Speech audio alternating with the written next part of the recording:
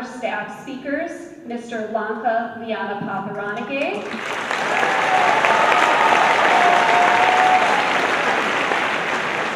and Mr. Ted Welsh. This year, Woodbury High School is privileged to welcome 2 honored staff members to speak at graduation. First, Mr. Lanka Liyanapathiranage, followed by Mr. Ted Welsh.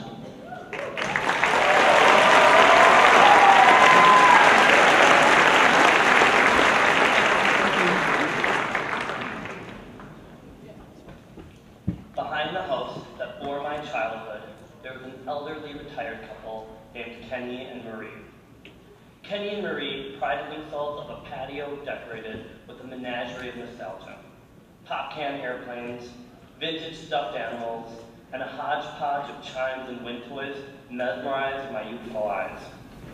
As an untamed wanderer, I found myself often knocking at their patio door, hoping they'd read my mind and bring me their usual treat, a tin of cookies that they'd always kept just for us neighborhood kids.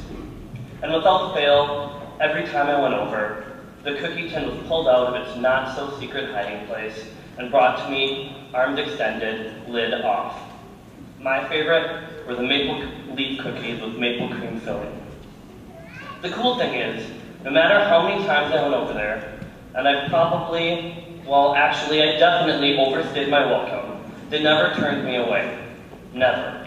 They always smiled, welcomed me in, and brought me their simple offering, a cookie. What they didn't know, or maybe they did, was that their simple offering was more than simple. It was symbolic. It was a symbol of their care for me. It was a symbol of their belief in me. But moreover, their example of being good people forged a necessity in me to do well. I was invested in it. But they weren't the only ones who invested in me. The importance of their role in my childhood was foundational.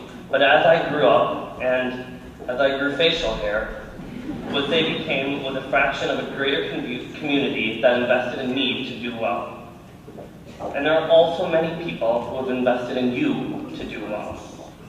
You've had parents who created boundaries for you, boundaries that dictated what time you had to be home on a school night, or boundaries that placed your family events ahead of your social life.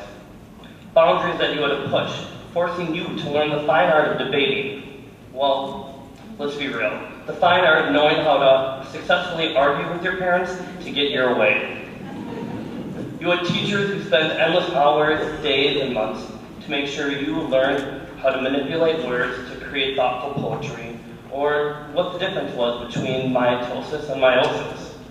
Teachers who taught you to look at the reasons for war, the patterns in math, and how to conjugate a verb. And when you didn't understand a concept, an idea, or a formula, they spent time reteaching and reassessing. We wanted you to do well.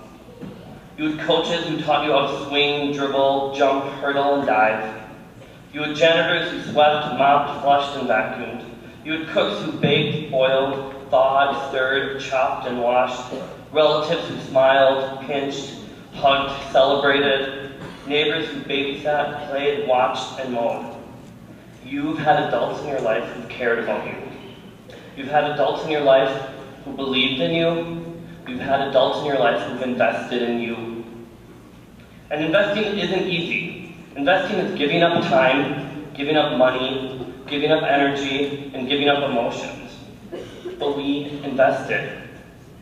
We invested without hesitation. And we had a good reason to. We had you. We invested in you doing well because we know you have the power to do good. So don't think we let you win that argument about your curfew or about your dog eating your homework. We let you continue to argue your point because we liked hearing you try to prove us wrong.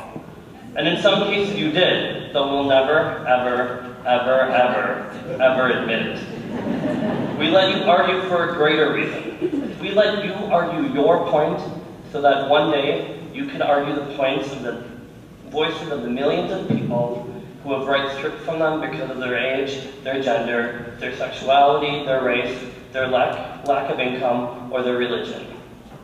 We invested in you doing well because we know you have the power to do good. And don't think we let you retake that test so that you felt good about your grade, although you probably did.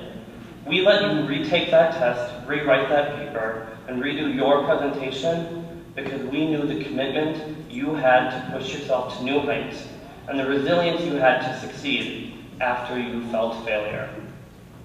We did this so that one day, when you're forging new ways to eradicate cancer or Alzheimer's, when you're unearthing new ways to bring food and clean water to those who don't have it, and when you're bringing closure to a family at loss by enhancing the technology behind flight recorders, we did this so when you're doing well, you're also doing good. We invested in you doing well because we know you have the power to do good.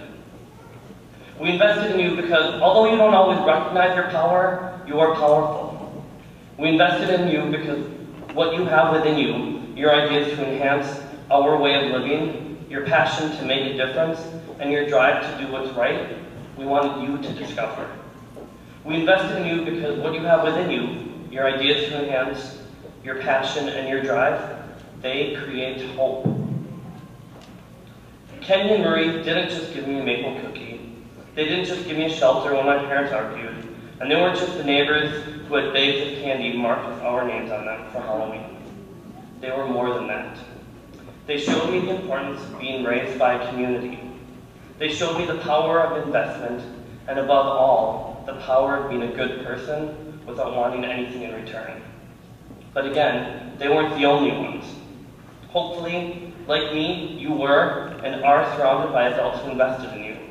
In fact, I know you are. As we speak, some of them are smiling at you, wishing the best for you, photographing you, and trying to figure out how to tweet the picture onto Facegram, #mybabygraduated.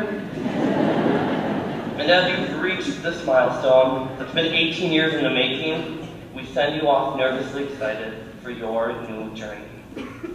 So as I conclude, and you think about your parents, your teachers, your coaches, your siblings, your parents' friends, your relatives, and the list of adults that can go on and on and on, I'd like to leave you with the reason we invested in you.